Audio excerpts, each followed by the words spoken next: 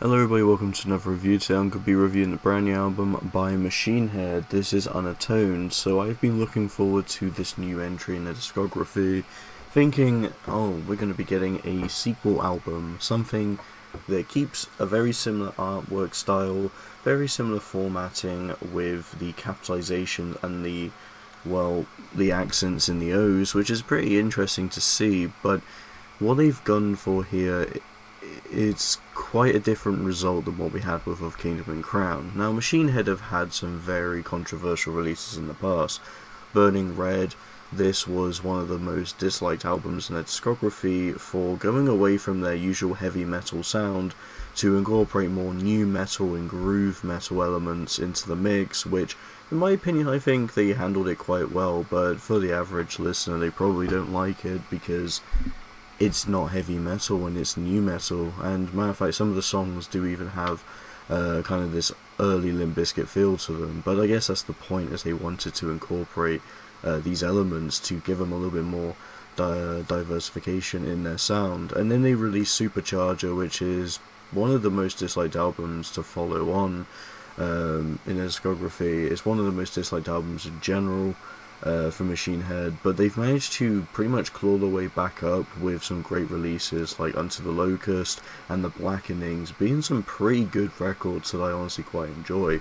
Even Bloodstone and Diamonds has some nice elements I enjoy to it, but Catharsis was the biggest turning point into their weakest material, with some of the worst writing, some very controversial slurs being said, and racial slurs for that matter, and then you have a kind of rise again with Of Kingdom and Crown, which personally is one of my top albums from the band, as I just love the whole aesthetic of the record. So I was thinking we're getting a sequel for that, but unfortunately it's just a lot worse than it's just a lot worse, to be honest. So the aesthetic looks similar, but we just kind of get an experience that feels like an uninspired sequel. The sound tries to be a bit different in some ways, but it just kind of feels like we got a B-sides record of what Kingdom and Crown gave us. So looking into it, it really doesn't do anything to reel me in, to be honest. I find a lot of the songs just to kind of feel very bland and generic. They do this aspect where they give you this big open chorus that just has this more arena rock presence to the metal sound. A lot of bands do it to make the chorus stand out. It's a good way of getting people who aren't big on metal more into it, etc.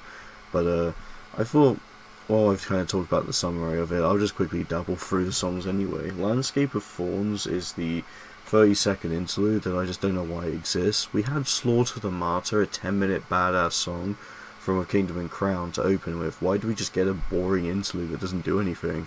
Atomic Revelations, probably one of the only songs I think stands out decently. It's got some nice elements, some good guitars, some good grooves, some good riffs, and honestly I think the chorus on this one's good. Unbound, this was one of the singles that announced the record, and I liked it.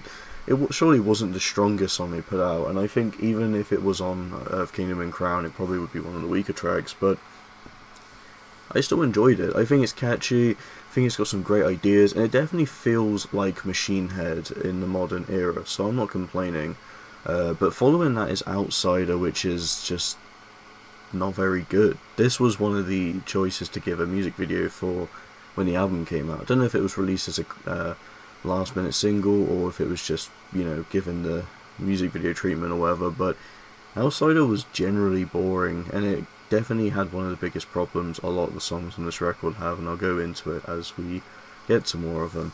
Not Long for This World is an example. So I honestly feel like the biggest weakness is they really want to reel into these big open choruses that just don't really work with the rest of the song. The rest of the song just kind of has this also bland sound. The guitars just don't really do much for me on a lot of these songs, and that's why tracks like Unbound and Atomic Revelations, they can reel you in, but then they just do the same thing again and again, and it just loses its steam. Not Long for This World, don't think I really enjoyed this one, to be honest. I don't really remember it. These Scars Won't Define Us. Now, I remember they released this song with a bunch of other bands, In Flames being one of them. It was a collab song that was Machine Head's, but a bunch of bands joined in on it, and I thought that was cool, and I liked that.